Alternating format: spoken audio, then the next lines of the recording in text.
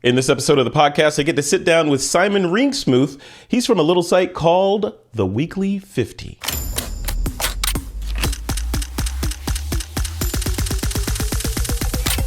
This is TWIP. Hey folks, welcome back to another episode of This Week in Photo. I am your host, Frederick Van Johnson. You may recall, or longtime listeners of This Week in Photo may recall, that I had Simon on it's a while ago, a couple of years, I think. And one of the reasons I wanted to have him on was it was kind of in the context of personal projects and long form ongoing projects for photographers, of which he's doing one called the Weekly 50. I'm going to let him explain what it is, but he's still going with this project and it's still going strong. It's still going great. And he's got some insight onto how he's running it and organizing things on the back end that I think TWIP listeners will find really, really interesting. Simon, welcome back to the podcast. How are you doing? I'm doing great, Frederick. Thanks so much for having me on again. Just recently hit a milestone with Weekly 50. I've now been doing it for over 10 years, and one photo. It's the same format. Like virtually nothing has changed over that 10 years. It's one photo every Wednesday morning with audio commentary and a written commentary as well. And you can go to weekly50.com and see it all. You can scroll back to the very first early photos, which are not that great, but one theme that I continually emphasize over and over and over in my posts is it's all about personal growth. So it's any project like this that any photographer takes on, if it's rooted in that area of always improving, then you'll essentially never hit an endpoint, which is great. So there's always more to learn in photography. So yeah, that's fantastic. Welcome, and it's good to have you back again. And one of the things I think is really educational about the content that you put out is that it is a chronicle of your journey in photography, right? So if folks take your recommendation and go back to the early episodes, they can see your progression. When we first started talking, and I first interviewed you, I remember you saying that, like you were saying that you wanted to have sort of a raw experience of this is how I figured out f-stop numbers and why they go up as the hole gets smaller, right? And those kind of things. Yep. As an everyman photographer, you want to sort of get in there and share your journey. Has it been following that sort of follow me along type metaphor? Has that, I mean, obviously a decade, it's been good, but can you talk about that just a little bit and how that's been going for you? Yeah, very much so. And in fact, the name Weekly 50 refers to the 50 millimeter lens, which is that's the one lens that I used exclusively for the first several years of doing my blog. And I created this blog as a way to hold myself accountable, because I knew if I didn't have some way to force myself to get the camera off the shelf, then it would probably just stay on the shelf and collect dust. And I didn't want to do that. So I wanted to continually be improving and learning. And what I've found is that there's always something else to learn just past what I've currently learned. And so, for instance, I've recently been playing around with some lights. I've got one. It's called a Nanlite Pavo tube. It's just a 10-inch little light, and I've been taking a lot of photos with these lights. And as we record this, I think I'm maybe 3 or 4 shots deep into my journey with learning off-camera colored lighting, and one of those photos is terrible. If you go to the blog, it's like a shot of an old Sony cell phone. And I'm like embarrassed that it's on there, but it's part of the learning experience. And the photos just get better over time as I continue to learn more about shooting with these off-camera colored lights. So it's repetition. That theme continues. Yep. Exactly. Yeah, repetition. Might I suggest you check out a friend of mine in TWIP's, Jake Hicks. So Jake Hicks he hangs his hat on the whole idea of colored lighting and gels, and if you go to his website, you'll be blown away. Thank you. I will. He's a fashion and commercial shooter, but regardless of the genre that you shoot in, the techniques are the same, right? Light is light for the most part. But definitely check him out, Jake Hicks. Really, really cool stuff. One of the reasons, Simon, I wanted to have you on is, as folks, again, friends and followers of This Week in Photo know that this past August of 2022, rather, the This Week in Photo kind of world was acquired by SmugMug. So we're part of SmugMug, who also a couple years ago acquired Flickr. So now my sister company is Flickr. Who knew, right? So, which is really, really cool. I've been a big fan of Flickr. I've been using the site since 2008. Got a gigantic TWIP Flickr group running up there. And as you and I know, the whole ebb and flow of the photography social world has been morphing over time. Flickr, I would argue, started it, the whole idea of uploading your photos and having a bunch of random people comment on it, like on it, or otherwise have a discussion around it. And then we kind of veered off into the whole world of just photo stream, right? It's a stream of photos that you put up there, and the main metric is how many people liked it or not, and then it's on to the next photo. So no engagement, not a whole lot of engagement around each photo, right. Especially not a whole lot of long form or over time engagement in a particular genre even, right? So that's what Flickr was designed to do, and that's what it's been doing since it launched way back in the olden days, and it's still going strong and still... even saying the phrase "it's still going strong" kind of says that it's old and archaic. When Flickr has modern underpinnings, and it's got a great team behind it doing all these fantastic things. They're innovating on the platform, maintaining the platform, keeping it current, all the things, right? And meanwhile, all these other kind of companies have started and stopped, or started and changed directions. And Flickr has kind of been the operating system for your photography for the entire lives of some people, right? So, which brings me to this conversation. This is not a commercial for Flickr, obviously, but you are a user. You use Flickr, right? And you're using it to power the Weekly 50. I was hoping to have you take us inside, right? And without any prompting, how is Simon using Flickr, and why is Simon using Flickr to help with the Weekly 50? Well, I appreciate the opportunity to talk about this, Frederick. And I'm a Flickr user. I've been a Flickr user. I've had my account since I think 2011, but I've been using it since before that. And when I started my Weekly 50 blog, I intentionally wanted a blog because it offered me a greater level of engagement with whoever ended up reading it. Even if only one person ended up reading it, it was something that I could control. So I'm not at the mercy of an algorithm or any external force. Like, I get to design my blog, lay it out how I want, and it displays exactly how I want, the order I want. So I get maximum control, and it's a self-hosted WordPress installation. So I really get a lot of control if I want to. But I was, from the very beginning, I was trying to find how to deal with the images on my blog. And I realized that Flickr offered this ideal space for allowing me to put my original high resolution images in this safe storage platform called Flickr and embed them on my blog. So when you go to Weekly 50, the photos that you're seeing are not actually being hosted on my WordPress. They're actually coming in real time from Flickr. And that really is the best of all worlds. And it's sort of like the secret sauce. If anyone is interested in starting a photo blog, well, first of all, I would say, yes, do it. Don't put yourself at the mercy of an algorithm that's beyond your control. Absolutely start a photo blog and use Flickr, because you get the best of all of what they have to offer, as well as the best of what your blog has to offer. So it's almost like Flickr and photo blogs were designed to work together. I don't know if they actually were, but it feels like they were. And what I do when I create a post, I do all the written text and I record audio and upload the audio, but then I pull the image from my Flickr photo stream. And you can go to Flickr. And there's so many great things about Flickr.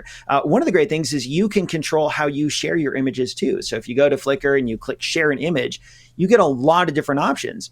You can create just a normal HTML link, or you can choose to embed the image and it gives you some embed code. But it even goes beyond that, because you get to say how big do you want the image to be embedded.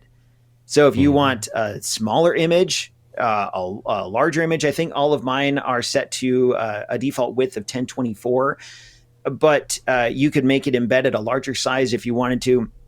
And it gives you custom embed code to put that on whatever is a WordPress website. Yeah. So you get all of this control over the way your photos are displayed on your blog, knowing that they're still safely stored on Flickr. So it really is the best of both worlds.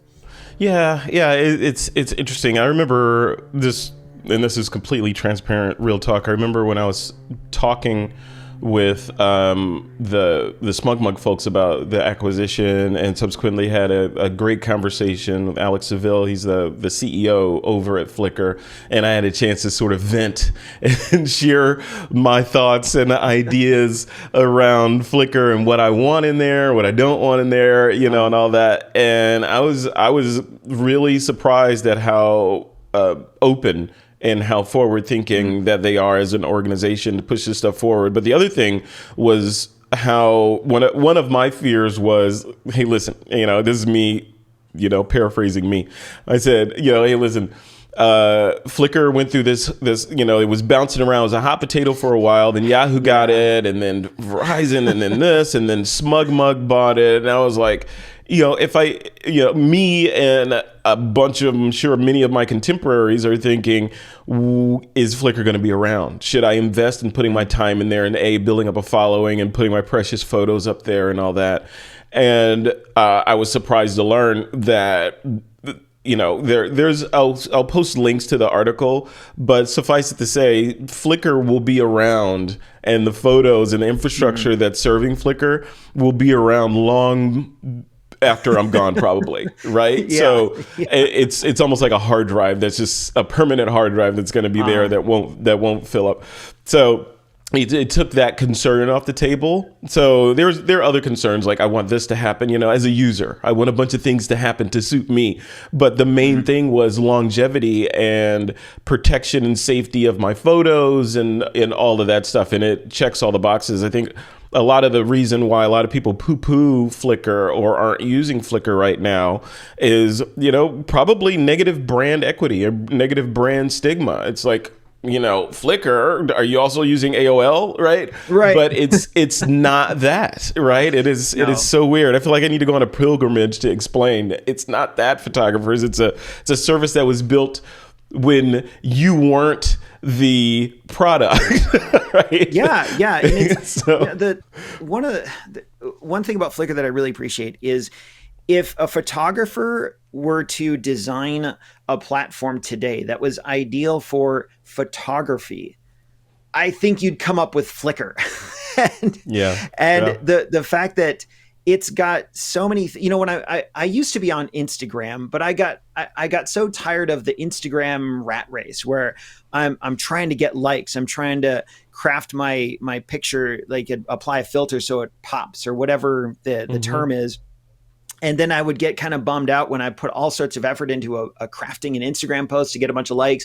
And then a friend of mine would post like, here's a picture of this piece of pie I had, and get 1,000 likes. And I'm over here with this photo I worked really hard on. It gets 3 or 4 likes. And I'm like, man, I don't understand why this is happening. And Flickr, though, it allows photographers to engage on a really in-depth, rich level with photos and with other photographers. And that's one thing that I really appreciate about using it for Weekly 50.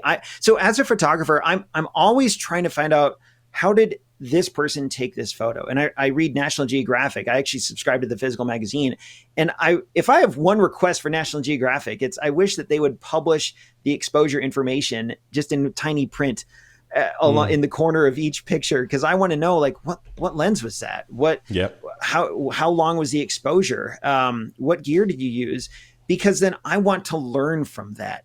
And on Flickr, you get all of that, and it's such a refreshing change from on other social media platforms where you don't get any of that behind the scenes data that you can use to learn, and not to engage in that one-upsmanship. Like if someone has a cool lens, I need to buy a better lens. That's not it at all. But if someone takes an interesting photo, I I can go on Flickr and read through all of their EXIF data from the photo so that I can then maybe learn a little bit about what they did to make that and then make a photo similar to that myself. And if you're scrolling through, I'll say Instagram. I mean, I know there's others, but that's the big one. You don't get any of that information unless the photographer goes out of his or her way to write it in the caption. And I do that all the time where I want to find out how I want to learn more about this photo and learn about the photographer. And I can't get that on Instagram or other social platforms, but Flickr, I have weekly 50. I can craft my message, my written text. I can post my audio and do whatever I want on the blog. And then people will click through to the original on Flickr. And I'll often say, I'll be describing a photo and I'll say, yeah, if you look in the corner here, you'll notice this thing. And I'll even say, I'll literally say, or type out, I'll say, click into the original on Flickr, go to the high resolution, the full resolution, like 3000 by 2000 or whatever it might be, go to the full resolution version and you can see every little detail in the photo. And then you can read through the EXIF data so that you can learn from it and maybe help inform your own photography. And that's so valuable to me as a photographer and to a lot of other photographers as well. And then while you're on Flickr, you can leave a comment on Flickr if you want, and you can join a photo group like the Twit photo group and all these other things that you would expect to have on a social network, a photography-based social network. But you get all of the advanced or pro level information and features that you would want from a solid photography website. It's just such an ideal platform. Yeah, it's kind of like the operating system for photography, or, in a lot of ways when it comes to the sharing and feedback and storage and, that aspect. But it's really interesting when you look at it. I'm older, so I can, zoom out and see patterns in the chaos now, which is great. Yeah. But, you zoom out and you look at what other platforms. So as I try to pigeonhole Flickr into what is this thing, right? It feels like it's very much sitting somewhere, not exactly in the middle, but somewhere between, let's say, Facebook and Facebook groups, specifically the groups aspect of Facebook, and Instagram with the older Instagram, which was more photography focused. Clearly they're now kind of skewing towards video. But older original Instagram, where it was a haven for photographers and you see all this great work up there. But on Instagram, the interaction and the community bit of it was handled through hashtags and, those sorts of mechanisms to group photos together into loose communities. On Facebook, it's a formal community, right? Here's a group about X. Go in there. Here are the rules. Do you accept? Yes. Now you're in the group and you can see stuff that pertains to whatever that group topic is. Flickr is in the middle of that, right? So Flickr has, and I would encourage folks that are listening to this, if you still have a Flickr account, go dust it off and get in there. If you're active on Flickr or you're familiar with Flickr, get in there and look at just the diversity of genres and groups and different types of photographers and competency levels and just all that stuff is there, and you can spin up a group yourself like Weekly 50 and dive in there on a particular topic and have at it, right? And have everything coalesce in one spot. I'm curious for you, Simon, here's a question I want to throw at you. So you've been shooting for a while, like you said, at least 10 years, right? For Weekly 50. Yeah. So you've seen some ebbs and flows in the photography community. Has there been any platforms that have kind of lured you away from Flickr? Like, oh yeah, maybe I should go give this a try because of X, or has it just been great? That's a good question, and I've never actually had that type of thought. But what I've thought is maybe there's something I need to do in addition to Flickr. So I've never come across a platform that I've thought this is good enough. This is the one Flickr was okay to start with, but now it's time to get real and find a grown up platform, because Flickr's always met my needs as a photo blogger. But I have dabbled in other platforms in addition. So for a while, I was posting on Instagram in addition to Flickr. I would take each Wednesday, I would take whatever that week's post was and put it on Instagram and add a little caption and maybe add some hashtags. And I've also put all of my photos on YouTube, and because I've realized that there's a large audience on YouTube, and I upload it's probably like a 4K video. It's just a still frame, but it goes for several minutes while I do my audio. Because I realized that there is an audience on YouTube, but the caption on YouTube is just a link to my weekly 50 blog post. So there's a lot of people who they engage with the photos on YouTube, but then they still can get to my blog and then the originals on Flickr. So those have actually been pretty valuable to me to keep Flickr as the core. I really like the way you framed it as an operating system. I think that's how I'll refer to it as from here out, because it really is like the underpinnings that make my photo blog function.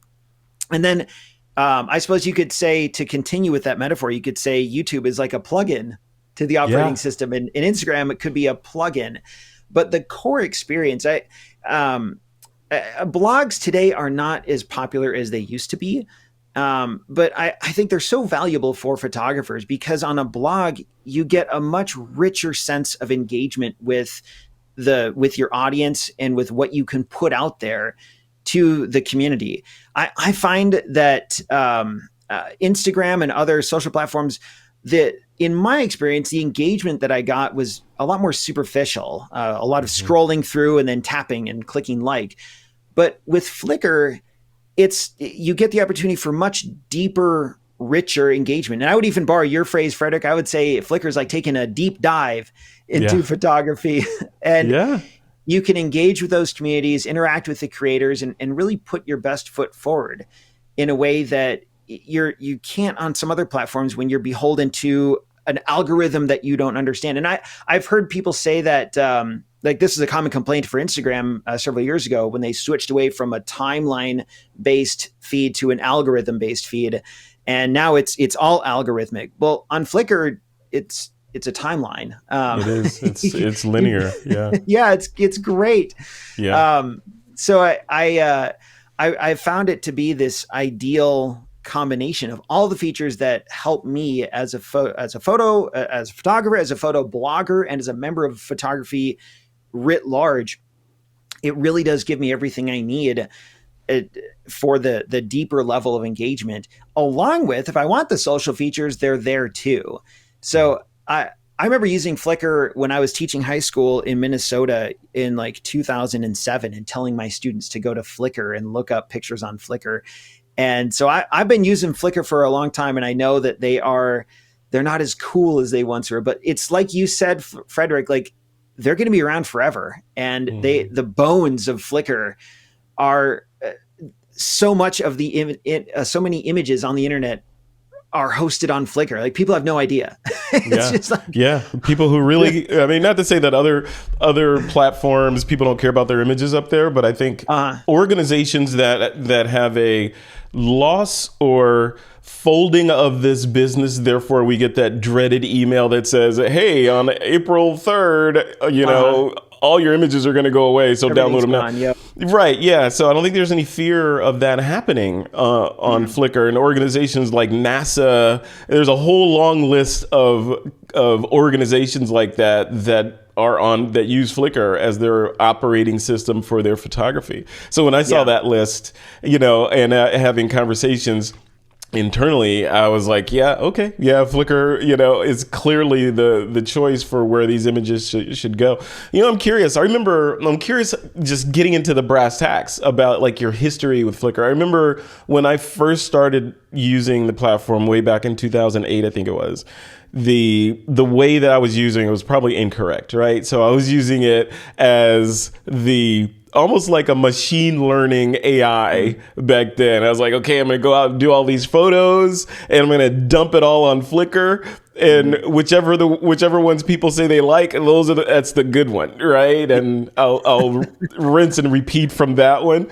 And then, of course, platforms like 500px and whatnot came about where it was more of best foot forward. Don't upload a bunch of garbage. Just upload your jewel and get feedback on that. From a Simon standpoint, I'm curious what was your experience when you first started using Flickr? Were you using it correctly out of the gate, or were you a Frederick and just kind of using it as a human culling mechanism? So when I first started using Flickr, before I really consider myself a photographer, this would have been like way back in the day. I thought it was just a fun place for me to put some snapshots. And I don't know that I was using it in the best way that I could have. But Flickr's always been about communities. Even way back in the day, they've always had this community aspect at their core, and it's still there today, and it's really strong and vibrant and growing. And I engaged with the communities back then as well, and that's always been one of the core strengths of Flickr. Flickr is it's gone through an identity crisis over the years, especially when Yahoo bought it and they said everyone gets a terabyte of free storage. Yeah. And there was this time when Flickr then became this dumping ground. Everyone was like, great, I'm going to just upload everything to Flickr. Yeah. And I actually think SmugMug, I appreciate what they did when they took it over. They said, look, we have to be able to sustain this. We can't do this free terabyte of storage and sustain the business. So they said, all right, free accounts are limited to 1,000 photos. And there was a lot of pushback from the community because a lot of people have more than 1,000 photos. And I feel like their value proposition makes a lot of sense. And they say, look, if you want a lot of photos, just give us a little bit of money for it and we'll give you essentially unlimited storage. Or if you want the free version, that's fine. But then you're kind of forced, not forced, but you're encouraged to just then upload the best of the best.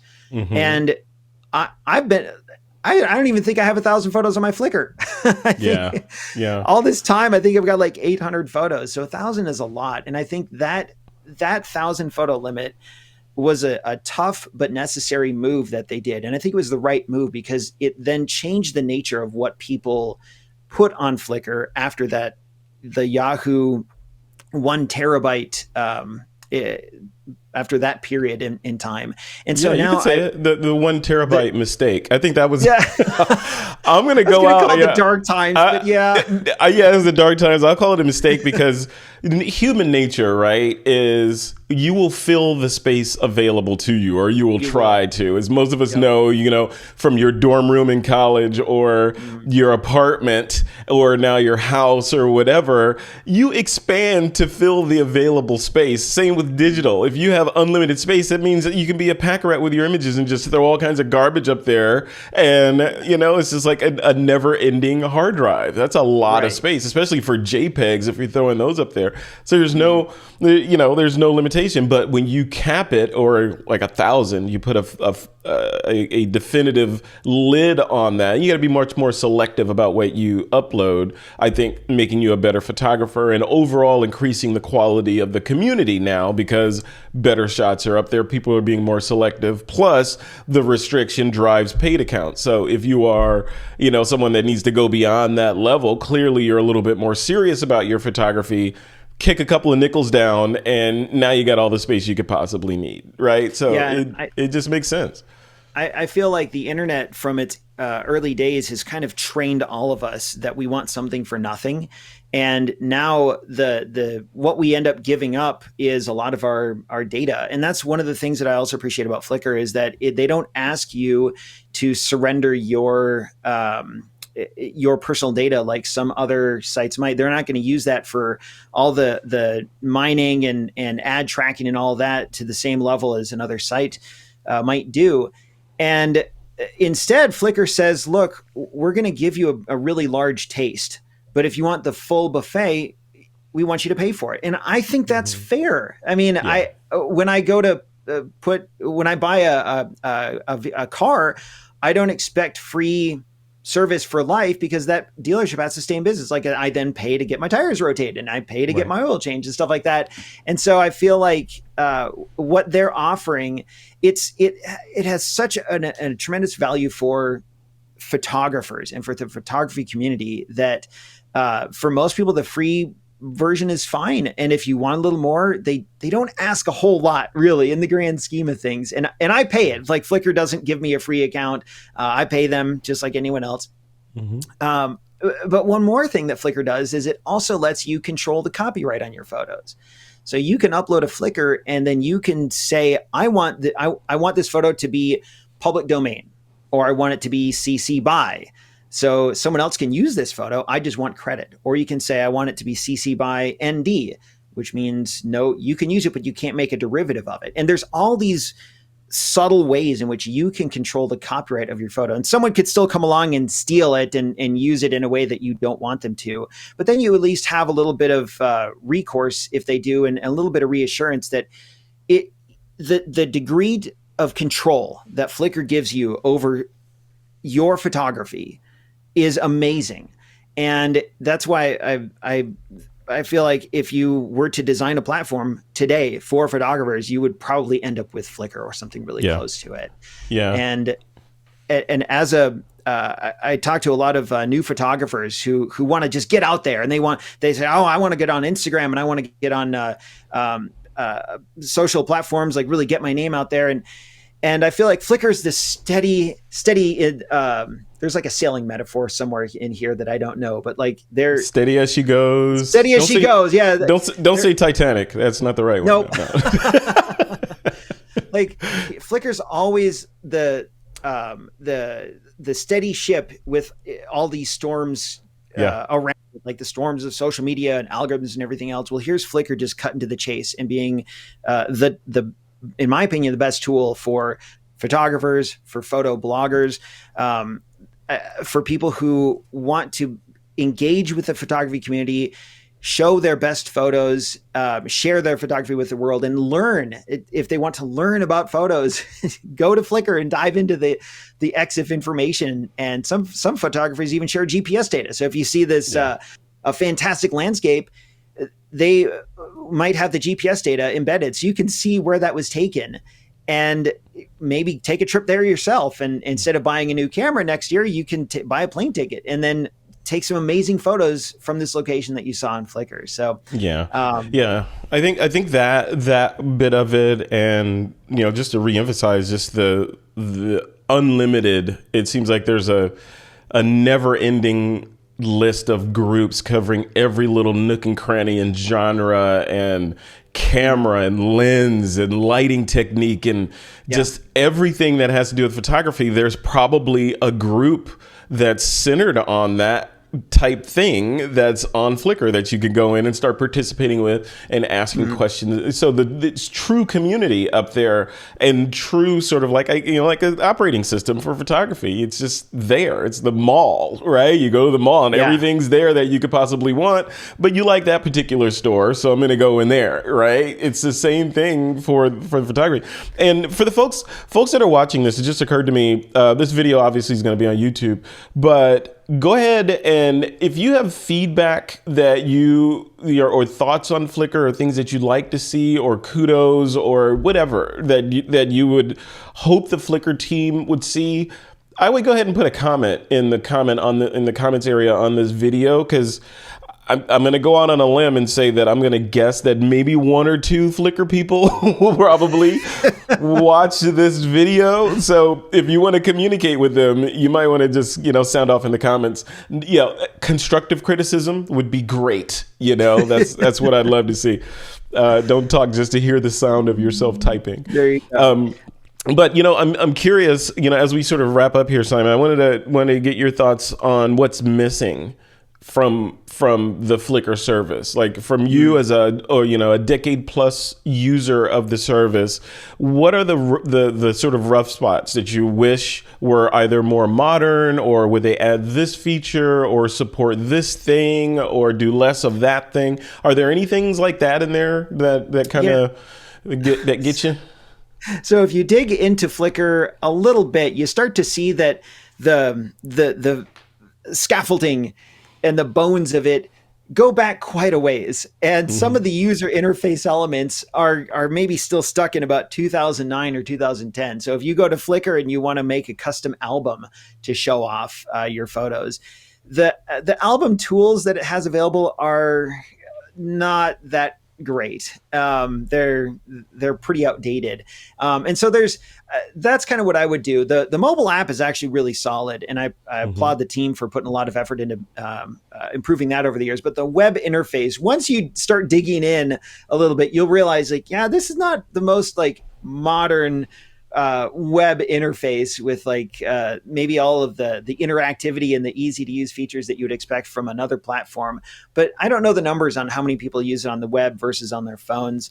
But yeah, there's definitely some aspects of the site that are maybe showing its age a little bit. So yeah. So use I UI, would probably improve some of the UI elements. But those kinds of things are fairly they're not that important to me, and I don't know that they're important to a lot of people, but they're definitely there, and it's something that could be improved. And so if the team is looking for something to improve, I would say focus on those kinds of things, going back and maybe cleaning up some of the older elements that are maybe still hanging around. And if you go to the Flickr forums, still look like not necessarily the community groups, but some of the like the help forums and stuff. They look like it's like a page from the Internet Archive Wayback Machine when you're like looking at the internet from days gone by.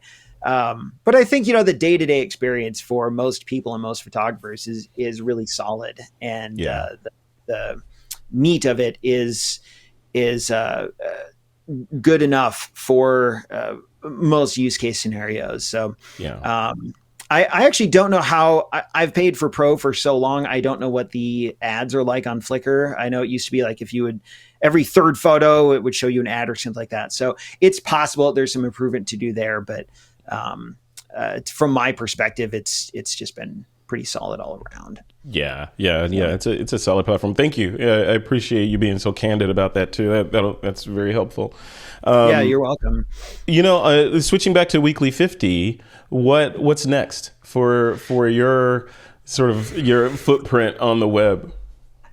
I want to keep doing what I've been doing, and I for me it has to be something that I can continue to do. So I've learned over the years that if I try and take on something that it's not scalable, like if I can't reasonably do my one photo a week on whatever this thing is that I want to try, then I'm setting myself up for failure. So for me right now, it's continuing to learn more about off-camera colored lights.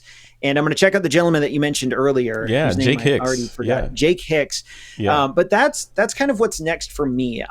I've thought about like, what, I should do a Weekly 50 live where I do like I do a live photo edit, or I had like a Weekly 50, even a podcast where I get some regular visitors to my website and do like a photo conversation with them.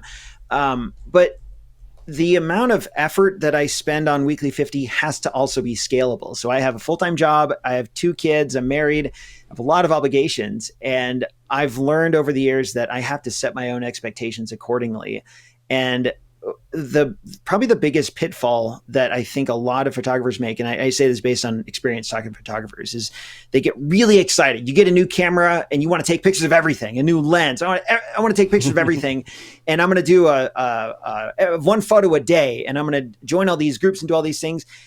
And the attrition rate just drops like a stone in water because maybe the attrition rate goes up, whatever the metaphor is, because it's hard for people to sustain that level of intensity and engagement, which is why for me, the basic idea of one photo a week along with audio and text commentary, like that's enough. And if I have learned, if I try and go beyond that, then I start to lose the core. I lose the essence of what Weekly 50 is all about. And I start getting stressed, and I pull out what little hair I have left, and and then I'm not paying attention to my kids and things like that. So for me, I hope to be doing in 5-10 years, pretty much exactly the same thing. And continuing to engage with the community. I have a gentleman, Dennis Welker. He's a photographer in Utah that I met through Weekly 50, and he recently sent me a calendar. He's like, hey, I love your blog. I really enjoy all your posts. I'd like to share my photography with you in the form of a physical desk calendar, or it's actually a wall calendar of his shots from Utah. And so I've got that hanging up in my cubicle at my office.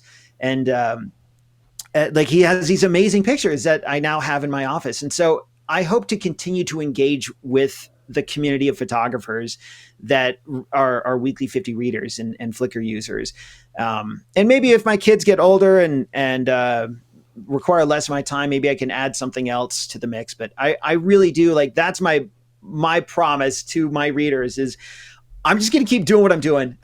And you can count on me to still be there in 5-10 years, doing the same thing, same as always, and hopefully continuing the learning process.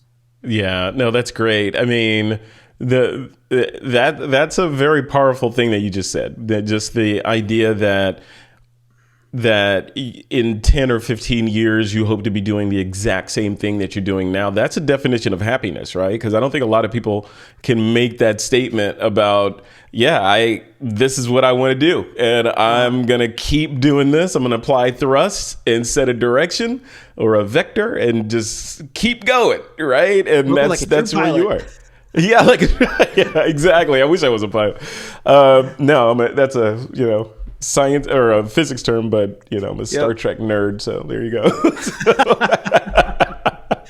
Yeah, set a course for Star Trek Picard season 3, phenomenal. Just want to throw that pitch out there. Picard season 3, amazing. Go watch Co-signed. it, Co-signed 100%. Yeah, definitely go watch that for sure.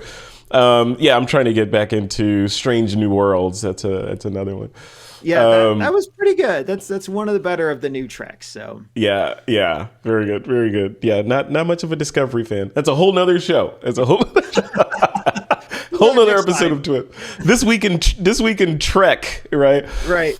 All right, let's leave it right there, Simon. Thank you so much for doing this, and thank you on behalf of the Flickr team for continuing to use the service for so long and for saying such kind words about the service and being so candid about how where some of the rough spots are within the service. People don't know until enough of a chorus of people say things, and then that's where effort should go. So thank you. Thank you for doing that. Appreciate that.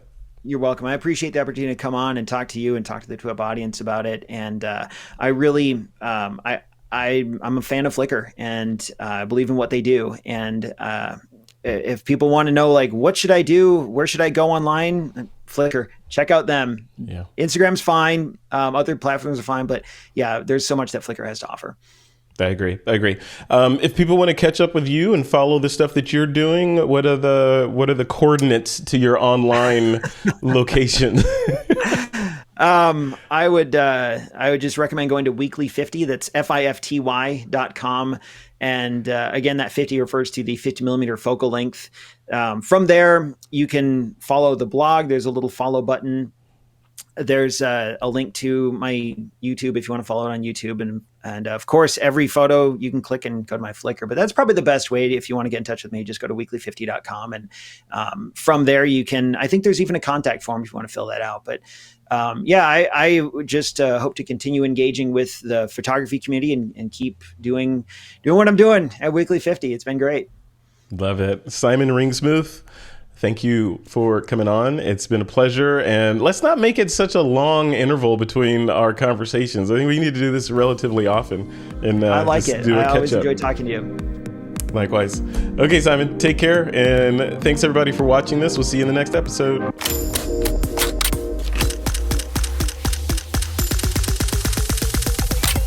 This is TWIP.